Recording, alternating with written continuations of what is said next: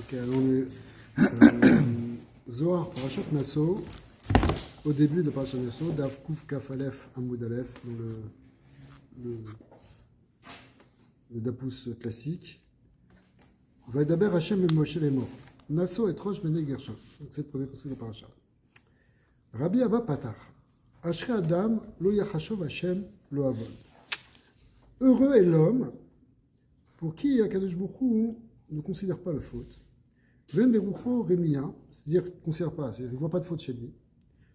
Ven berucho remia, qui n'a pas de ruse dans sa tête. Donc quelqu'un qui est âme. Aïkra lav reché seifé velav seifé reché. Mais le Zohar pose une question, c'est pas ce qu'il a ni queue ni tête, on dirait. Ça veut dire qu'il commence d'une manière et il finit d'une autre manière. Pourquoi? Parce qu'au début c'est marqué Lo yachashov Hashem lo avon. Kadosh Baruch Hu, il ne lui considère pas de faute. Mashma sheyesh lo avon. Et là, shelo yachashov lo Hashem lo avon. Donc on parle en fait, a priori, dans le début du pasuk, de quelqu'un, comme on l'avait traduit au début, de quelqu'un que Kadosh Baruch Hu ne considère pas qu'il a de la faute. C'est-à-dire, il en a une, mais Hashem ne la considère pas. Mais Sopho, à la fin du pasuk, c'est marqué Ven berucho remia, mais c'est quelqu'un qui a vraiment pas, qui a pas de faute, parce qu'il n'a pas de ruse en lui. Comment est-ce qu'on peut comprendre ce passage? Vous avez compris ce passage? D'un côté, on a l'impression que ça parle de quelqu'un qui a beaucoup ne regarde pas sa faute, au Khaba. D'un autre côté, ça parle de quelqu'un qui a vraiment pas de faute. Alors, comment ça a déjà été expliqué dans Parashat Vayera, mais on va expliquer de la manière suivante. Tachazé. Besha'ata ditzluta de mincha. Lorsque ça vient l'heure de prier mincha. Dina Sharia Be'alma, le din, il est là dans le monde. Yitzhak Tiken Sluta de Mincha, c'est pour ça qu'Yitzhak il a rangé la tfila, Temetaken, la tfila de Mincha. Pourquoi? Parce que c'est le nom du din. Yitzhak c'est le nom du din. Donc Gvura il a Shalta Be'alma. C'est la Gvura Elion, la Gvura de Zah qui domine maintenant dans le monde. Adeate Ve'elela, et ça jusqu'au moment du soir, lorsque la nuit vient. Donc c'est bien la nuit. C'est un autre din qui va prendre la place. C'est plus la Gvura Ila, la Gvura de Zah, mais c'est la Gvura de Malchut. Ce qu'on appellera la Gvura Tata. Begin les Kabla les Laila. Pourquoi? Pour être Mekabel les dinim, les Krim Laila. C'est-à-dire qu'il y a beaucoup de dinim le soir, la nuit. C'est la Malchut qui maintient ces dinim. Qui les maintient et en même temps qui les contrôle. Ou Mizmina. Ou mizimna des charitz luta des mincha, mais dès qu'on commence à faire mincha, ça vient l'heure en tout cas, dès qu'on commence l'heure de faire mincha, chez méthode gvura deza, it parash smola les kabla. Alors la gauche, elle s'épanche vers la malchut, vetaer laila, et ça éveille la nuit, ça veut dire les dinim de la malchut. On va essayer d'expliquer ce que ça veut dire. Vatar de itaer kol inun litouré pitrin deleva. Après que se soit éveillé, donc ces dinim de la Malchut, c'est-à-dire tout, qui ont fait que tous les tourés pitrines, c'est-à-dire les gardiens des portes extérieures, ceux qui gardent en réalité les portes des palais divins. Kuleu mitatrin be'alma v'itpashtu, kula mitorelum be'olam v'itpashtim l'ishrot al bene adam, kol bene alman matin ta'ama demota. Alors à ce moment-là,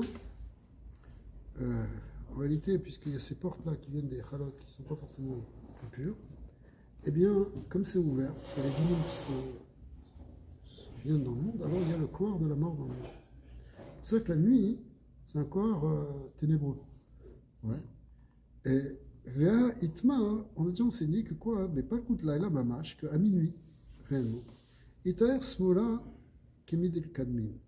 Alors la small, le côté gauche, c'est la Gvura, il s'éveille à nouveau, et comme c'était donc au moment de Mincha, et à ce moment-là, Veyarda Kadisha, et la Varda, ou Varda Kadisha, la rose sainte, c'est-à-dire la sainte rose, c'est qui? C'est la Malchut, la Nikret Shoshana, qu'on appelle Shoshana, c'est marqué qu'Ashoshana ben Achochim, ça représente la Malchut qui est au milieu des épines, qui sont les forces négatives du monde.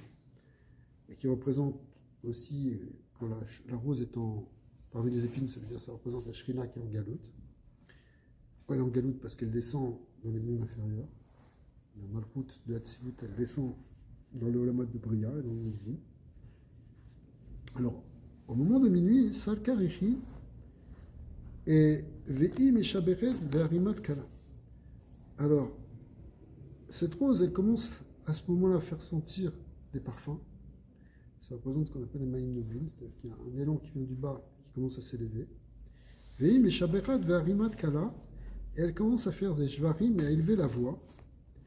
Menotnet Zmirot Ve'odaot la Kadosh Baruch Hu, et elle commence à donner des louanges à la Kadosh Baruch Hu pendant toute la nuit. Besod Elokim Ademelar. Au Keden, et à ce moment-là, alors grâce à ce shvar que la Shrina elle commence à avoir, en réalité c'est Tzadikim qui commence à faire, parce qu'il se réveille à Chatzot, qui commence à prier, à étudier, eh bien, Salka, elle va monter, Vesharia Reisha Leila Besmola, elle va sortir la tête, c'est-à-dire la tête, si on parle du Keter de la Malchut, elle va monter, bon, si on rentre un peu dans le niveau, elle va commencer à remonter de niveau, tu dis Chazé, elle va arriver jusqu'au Roche. Au Smola Mekabel là, et le Smol de Zam Mekabel Ota Besot Tfilin Sheliad. Alors, le Tfilin Sheliad, il représente l'Inyan de la Shrina, de la Malchut. Mais avant, le Tfilin Sheliad, on peut les mettre que le matin. On les met le matin, parce que justement, la Shrina, elle est remontée. Pourquoi il y a tellement une idée d'étudier la Torah la nuit, surtout après Chatzot? Les gens, bien, ils se lèvent à Chatzot pour glorifier la Shrina, pour étudier la Torah.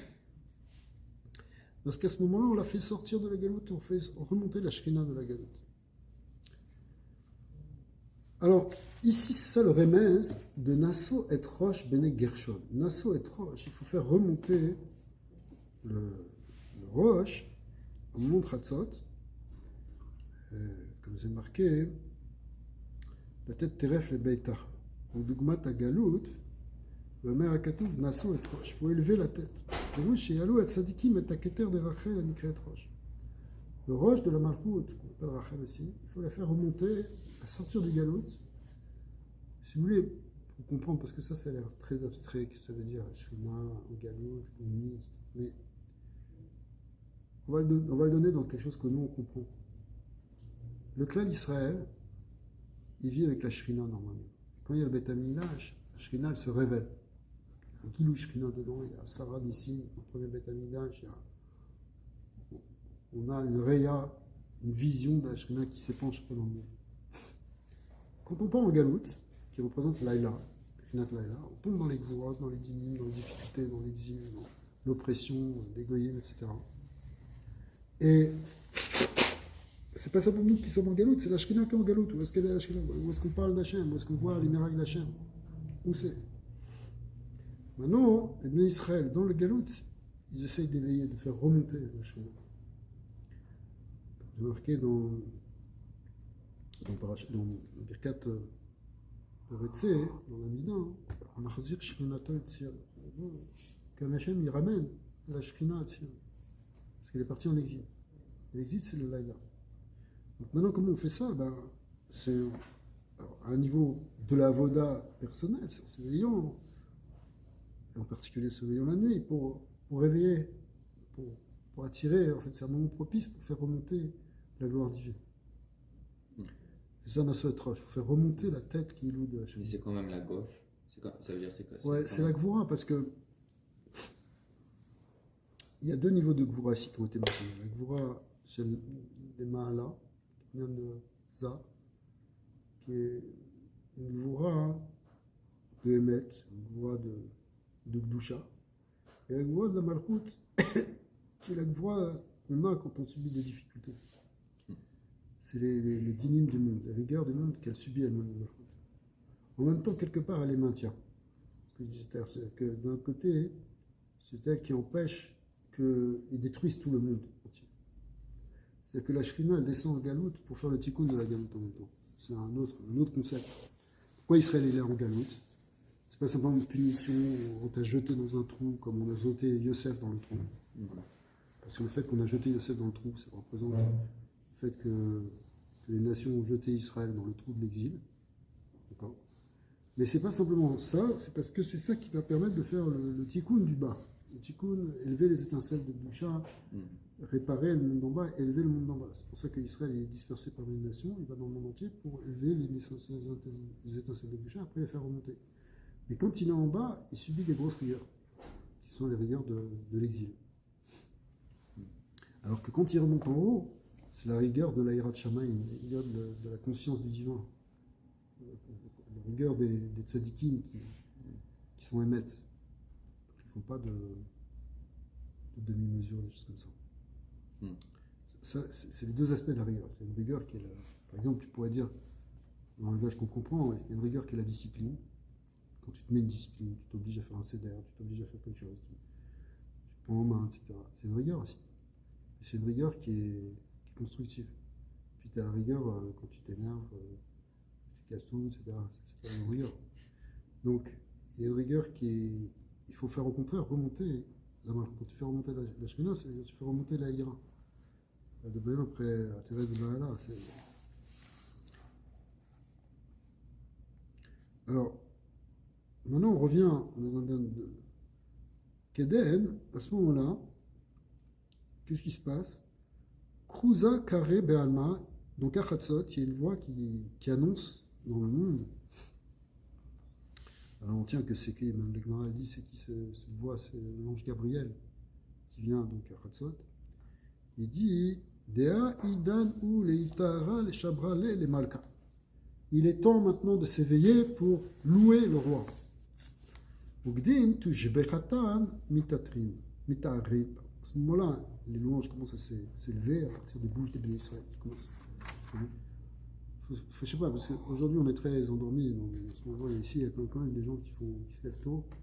Il n'y a pas beaucoup. Mais le vaille qu'on va se mettre. Mais c'est marqué, on voit là dans les histoires, dans les villes, en Pologne, en Russie, etc. Mais à 4h du matin, tous les jours, c'était plein. C'était plein de gens qui venaient, qui faisaient Teilim jusqu'à Charfit. Je ne parle pas même pas des Mekoubalim qui étudiaient le soir, tout ça, mais même les gens chutis, mais ils se levaient tôt, ils allaient, même Shabbat. Même Shabbat, c'était dans beaucoup de villes. C'était comme ça le Seder. Les gens se levaient pour chanter la gloire de Dieu. C'est comme ça qu'on a fonctionné, ou qu'on doit continuer à fonctionner, théoriquement. Bon, maintenant, c'est compliqué. Avec l'électricité, on se couche tard, on est dispersé, on répond des messages, on fait plein de trucs, etc. Donc, les gens se couchent très tard, et donc c'est très difficile de se lever à Khatsot, mais quelqu'un qui arrive bien à ce moment, il peut se lever quand même une partie de la nuit. Alors, on prenne des forces. Amen.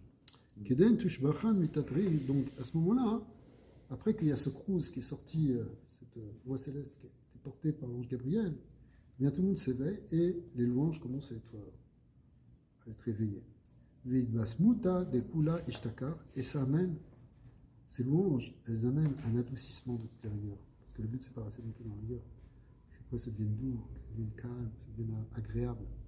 Même quand tu te mets une discipline, c'est pas pour devenir un fasciste avec toi-même. Il faut qu'après, tu sois dans ton équilibre. Tu comprends? Les kulo ishtaka, zaka okulke, man des tata, les ivuga, les avga zivugada. Heureux soit celui qui s'éveille en fait pour faire ce zivug, c'est-à-dire cette union avec Hachem. Parce que c'est ça qui amène notre écoute, on amène le toucha. Après, tu arrives. C'est sûr que on voit bien maintenant quand tu fais une heure de chassidut avant la tfila, c'est pas la même tfila que tu fais. Pas du tout. Si tu dis une heure de chassidut avant de faire shachrit, ton shachrit est beaucoup plus concentré, tu as des pensées de gdusha. Alors que tu arrives, tu es moitié réveillé, tu n'as pas fini ton café, tes trucs, tu mets tes tefilines, et en plus tu te dis dans une demi-heure, il faut que je sorte. Parce qu'elle est ta tfila. Elle n'a pas tellement monté, tu vois. Donc c'est pour ça que théoriquement, si on veut prendre les choses comme il faut faire cette préparation, il faut faire cette union finalement. Après, ça amène une union qu'on trouve pendant la tfila. Mais ça commence déjà à Chatzot, c'est déjà une trouve. Kadadet Safra, donc puisqu'on a commencé à Chatzot, après vient le matin. Alors maintenant, quand ça vient le matin c'est le jour. Le jour, c'est le côté du chesed, c'est-à-dire la droite. Alors à ce moment, le zivug il devient complet. C'est pas simplement le zivug avec la gauche, mais c'est aussi avec la droite. quelqu'un qui en a laissé des deux bras. Tachazé. Beshata debne nasha demichil. Lorsque les hommes dorment. Vetamin tama demota. Et qui goûtent le goût de la mort. Chaz v'shalom. Venishmata salkale là, que sa neshama elle monte en haut.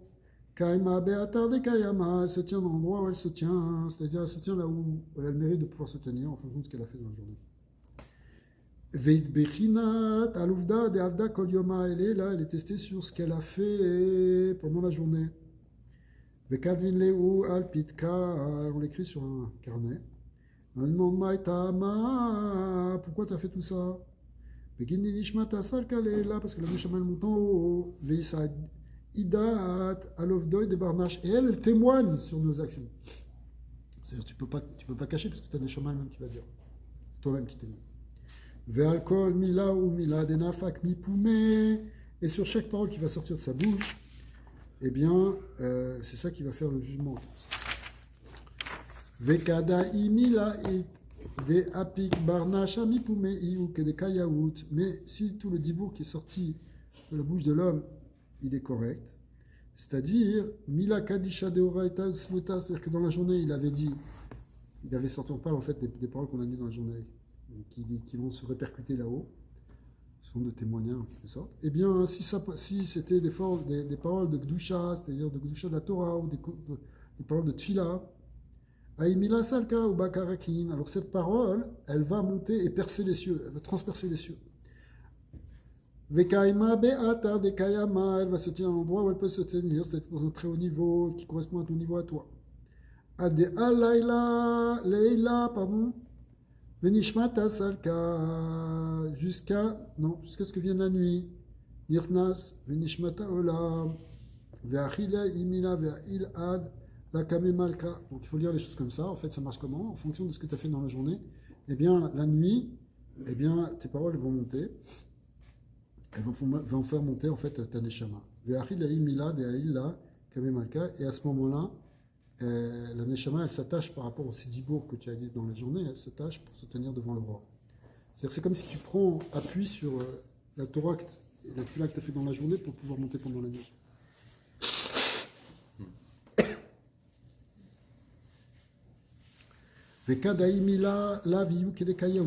Mais si ces paroles ne sont pas tout à fait correctes, c'est-à-dire qu'au lieu de dire des paroles de Torah, des paroles de tefila, tu as commencé à faire du nivoulpé, faire de la shonara, dire des dvarim betelim, alors, ça ne va pas aider pour faire monter la neshama.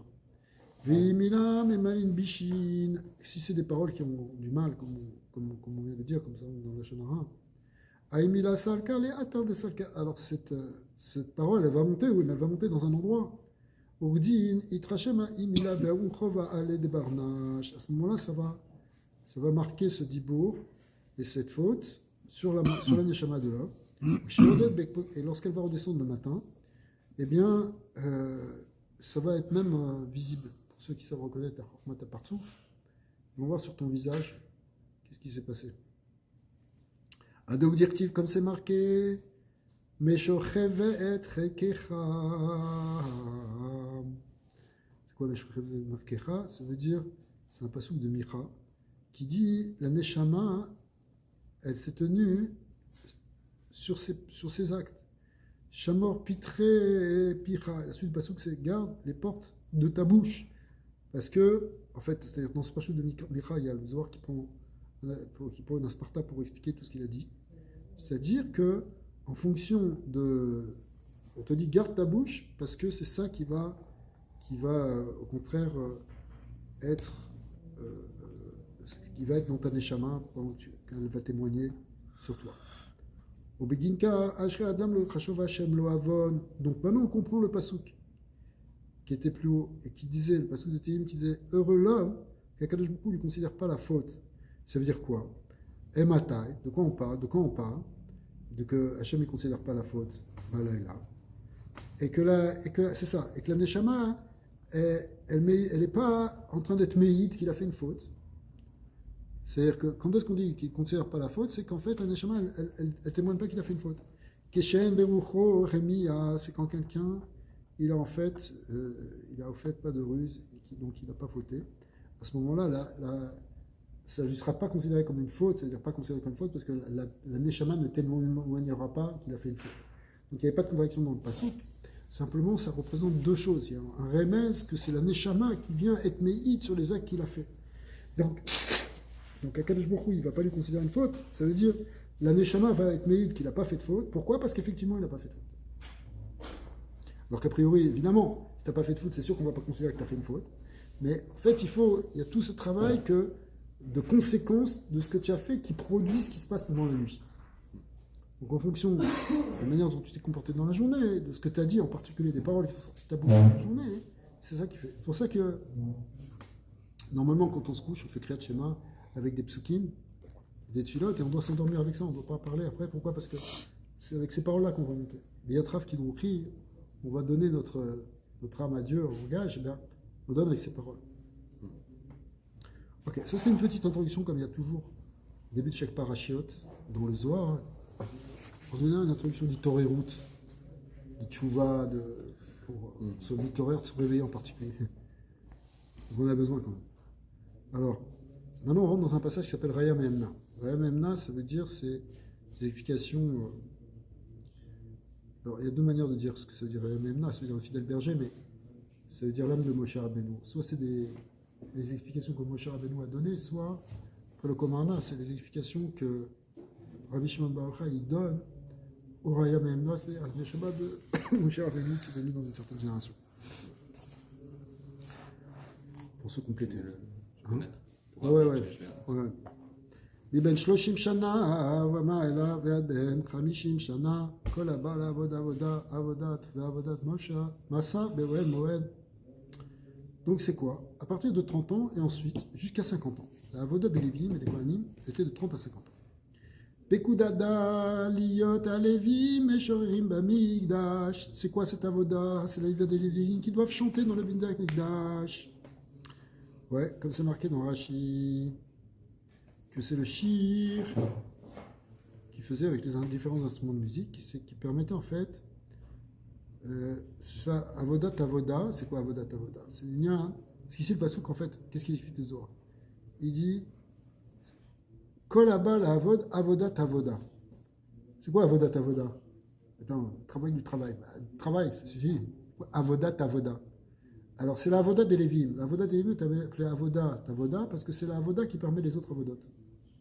C'est-à-dire la avoda des chants qui permet toute la avoda des korbanot. Parce que s'il n'y a pas de chant, on ne peut pas élever les korbanot. Alors quoi, tu fais un méchoui, tu fais quoi? Tu fais la boucherie. Il y a un autre endroit où c'est marqué dans le Zohar qu'un Kohen qui ne connaît pas les kavanot. Les korbanot, c'est comme s'il faisait de la boucherie. Tu prends de l'avant, tu ouvres, tu dépaisses, tu fais fumer, tu fais griller. Ok? Moi, c'est ça ne peut pas être ça, les Kohanim, d'accord? Alors, c'est quoi le Inyan? C'est qu'en réalité, chaque chose, c'est une kavana très spéciale. Pourquoi tu dois faire des rois de Safon? Pourquoi tu dois faire une zrika du dam à cet endroit-là? Tous les Inyanim, ils sont des tikkunim par rapport au lama supérieur, par rapport au partoufim, par rapport au sphirot, pour faire des tikkun de tout le shefa dans le monde. Eh bien, pour qu'il y ait ça, il faut qu'il y ait de la simcha. S'il n'y a pas de simcha, ça ne peut pas marcher. Un truc de rasra, si on faisait des corbanotes déprimés, ça ne marcherait pas. Il faut qu'il y ait de la simcha dans les corbanotes. Va faire gaffe de Kimnale, là, bien qu'on a expliqué plus haut, que quoi? Qu'est-ce qu'on a expliqué dans Parashat Béar? Ici, donc ça a déjà expliqué un peu comment on l'explique maintenant. Achat sarir le chadesh minini. Il dit maintenant il faut dire un chilouche. Il reprend un peu, mais pour dire autre chose un peu. Déa, Kohen Yu Makrif Korban. Comment ça fonctionne? Qui fait le Korban? C'est le Kohen. Viyu Michael, lui correspond à l'ange Michael. Il faut savoir que dès qu'on parle de Kohen, dès qu'on parle de Michael, on parle du côté de la droite, du Chesed. Alors que les Lévim, on sait c'est le côté de la gauche. C'est pour ça aussi qu'il y avait toute une introduction par rapport au lien du din, faire remonter la Shrina, faire remonter la Malchut. Donc c'est ça la voda du Lévi. Lévi, Gabriel. Donc le Lévi, lui, correspond à Gabriel. On sait le Kohen Gadol chez le Mahala, c'est Michael. Et bien le Lévi, c'est qui? C'est Gabriel. Iyud Savir les Ganana, les Nagana. Lui, il a besoin du Nigoun. Sans Nigoun, c'est-à-dire, pourquoi? Et il explique ici le Matot Mitzvah, il dit parce que dans chaque tikkun, tzrichim shne mine shefa. Il faut qu'il y ait deux sortes de shefa. Echad ou animshar mibechinat chesed, vu anoten koar sheyalu anetzutzot, aval alaz ou yalide agvura. En fait, quand il y a un shefa de chesed, c'est ce qui donne la force d'élever les étincelles de Kedusha. Et c'est ce qu'on fait avec les korbanot. Les korbanot, on vient prendre des choses qui sont là-bas à miout, dans la matérialité, dans le côté animal, etc. Pas simplement animal, mais aussi végétal, puisqu'il y avait des offrandes végétales, et minérales, puisqu'on était du sel. Donc on va réélever toutes les étincelles de Kedusha qui sont dans la matière, dans le mode de Bria, etc. Mais pour ça, il faut d'abord qu'il y ait une aéra de chesed. Il faut qu'il y ait une montée divine qui descend. Ça, c'est la voda du Kohen. Kohen, lui, il amène ça. Mais qui c'est qui fait après monter? C'est la gvura. La gvura, c'est un principe qui vient mimata les mala. Le chesed, c'est mimala les mata. Toujours. A Kohen, shu malach Michael, shorsho min chesed, ou makriv et korban. Donc lui, il est makriv le korban. Shu achana le halot et anetzutzot. Parce que c'est quoi être makriv le korban? C'est ce qui va permettre ensuite d'élever les étincelles. Donc c'est pas exactement comme on vient de dire à l'instant, on a l'impression que c'est le korban, c'est lui-même les étincelles. Non. Le korban, c'est ce qui va libérer les étincelles. Et après, il va falloir les faire monter. Donc, comment tu fais le korban? C'est le lien de Michael, l'ange Michael, qui est le lien du Chesed. Mais après ça, il fait Lévi, Gabriel, Shorcho Minagvura, lui, il vient d'Agvura. On te les Nagen, la Lot et la Netzutzot. Qu'est-ce qui fait monter les Netzutzot? C'est les chants, c'est la musique. Voilà, on a des musiciens. Si on n'a pas de musique ici au Tazo, on ne va pas pouvoir faire élever toutes les Netzutzot. Il y a beaucoup de korbanot qui se passent, mais il n'y a pas tellement d'élévation. Les Raza des Mila. Le secret de la chose où Mashekatou, Yoman Itzavé Hashem Chazdo, que dans la journée, Dieu ordonnera son chesed. Dar chesed, Kohana Rabba. C'est le grand Kohen, c'est Kohen Gadol. Alors, quand on parle de chesed ici, on parle du chesed de Zad de Hatzilut, qui est l'union justement, qui est le Kohen Gadol. Le Kohen Gadol, c'est Zah dans les surotes. Et maintenant, toute sa force est mise du côté du chesed. Les Michael et Kohen, idiot, les Gabé Maré, par rapport à son maître, c'est-à-dire par rapport à Zah, par rapport au surote de Hatzilut qui s'appelle Ziranpi, Michael, c'est comme un élève. Il est comme un idiot, comme quelqu'un, un simple Kohen, il n'est pas Kohen Gadol. Bien qu'on dise que Michael est Kohen Gadol, mais Kohen Gadol dans son monde, mais pas par rapport à Dieu. Il n'est pas le Kohen Gadol lui-même, c'est Dieu, c'est ça. D'accord? Vim kolda, des idiots you et sel maré, mais l'air des chayot à kodesh. Bien qu'il soit donc comme un idiot par rapport à son maître, mais il est quand même pour autant le roi des chayot à kodesh. C'est-à-dire, c'est lui qui règne sur tous les anges du Olam HaYetzirah. C'est pour ça que c'est marqué la Gemara dans Brachot, elle dit au birkat idiot altie kala beinecha. Bon, parce que nous on comprend comme n'importe qui vit une bracha, ne soit pas mévasé auto, pensez au sérieux. Même un juif simple qui fait une bracha. Mais le remède ici, c'est que l'ange Michael, qui est appelé idiot, par rapport à Kadosh Baruch Hu, ne sont pas mévasé sa bracha, parce qu'il est lui-même déjà, il règne dans la Yetzirah. Quand on dit il règne, c'est Dieu qui règne à travers lui. Attention, on ne parle pas qu'il y a un chitouf, que Kadosh Baruch Hu, il fonctionne avec des anges qui fonctionnent à côté de lui. Tous les malachim, ça c'est un principe qu'il faut mettre entre parenthèses, on dirait un peu dans et ailleurs dans d'autres shurim, c'est que tous les malachim ne sont que le relais de la volonté d'Akadosh Baruch Hu. Ils sont complètement effacés, donc c'est Dieu qui agit à travers eux. Mais maintenant, on va voir l'ange Michael comme qui loue le roi dans la Yetzirah. Ouais. Parce qu'en fait, c'est à travers l'ange Michael, l'ange Matat, Michael, c'est une partie de Matat, ici on ne rentre pas dans ça, et qui règne dans la Yetzirah. Il y a des anges dans Bria et Yetzirah. Ouais, et même dans Asiya. Hein? Ouais, mais ils ne sont pas du même niveau. Mais en général, quand on parle du monde des malachim, c'est Yetzirah. Bien qu'il y ait des malachim plus élevés dans Bria, il y en a des plus bas dans Asiya. Alors les 4 malachim, comme ils sont de Bria. Ouais, c'est la Merkava de Yetzirah. En réalité, il y a la même aussi dans Bria, il y a même dans les mondes supérieurs aussi. Mais le Icar, c'est là-bas. Et le premier, celui qui est l'ange qui est au-dessus de tous les autres anges, c'est Michael, c'est le premier. Parce qu'il correspond au Chesed. Sur le Chesed, c'est au-dessus. Après, il y a Chesed, Gvura, Tiferet, Malchut. C'est ça les 4 pinotes à Merkava. Il y a Chesed, c'est Michael. Gvura, c'est Gabriel. Tiferet, c'est Raphaël. Et Malchut, c'est Uriel. Mais Merkava, ça veut dire que c'est pas vertical dans ce cas. C'est-à-dire que quand on pense à une Merkava, c'est comme au même niveau. Non? Oui, mais il y a un niveau, il y a un point qui est dominant. Il y a un principe qui domine les autres principes, si tu veux. C'est-à-dire que, en fait, tu peux voir les pinotes de Merkava comme des midotes, comme des forces. On a besoin du chesed, on a besoin de la gvura. Mais c'est quoi le principe premier? C'est quoi le principe qui domine tout? Normalement, c'est le chesed. Par exemple, dans Sukkot, quand on invite les Ushpizim, le premier soir, c'est Avraham Avinu, qui correspond à Sfirat Chesed. Mais en réalité, c'est expliqué dans le Zohar, peut-être on le fera un de ces quatre, que même tous les autres soirs, où après il y a Yitzhak, il y a Yaakov, ou toutes les autres midot, après Chesed, il y a Gvura, Tiferet, Netzar, en fait c'est ça, on parle. Ok? Eh bien, en réalité, c'est tous des aspects d'Avraham Avinu, en quelque sorte. C'est-à-dire que le premier jour de Sukkot, il est après le Yom Rishon, hein, mais en fait, c'est Yom HaDekulehu Yamin, c'est le jour qui inclut tous les autres jours, c'est la Mida qui inclut toutes les Midot. Même quand Yitzhak Avinu il a dévoilé la Gvura, en fait, c'est la Gvura pour dévoiler le Chesed. Par exemple, toi, tu es bon, tu es généreux, c'est ta nature. Mais si tu es vraiment généreux, il faut que tu fasses preuve aussi d'une certaine Gvura, parce que sinon, tu vas bousiller ton enfant. Tu lui donnes tout, tu lui donnes tout, tu lui donnes tout. Le gosse, il ne va jamais se construire, il ne pourra jamais supporter le stress quand il sera grand, il va être complètement déséquilibré. Donc, si tu l'aimes vraiment, par chesed, sois aussi un peu Gvura. Le projet d'Avraham Avinu, pour qu'il soit complet, on a besoin qu'il y ait Yitzhak, qu'il y ait Yaakov. Mais à la fin, c'est le projet d'Avraham Avinu. Le but, c'est le chesed d'Hachem. Vous avez compris?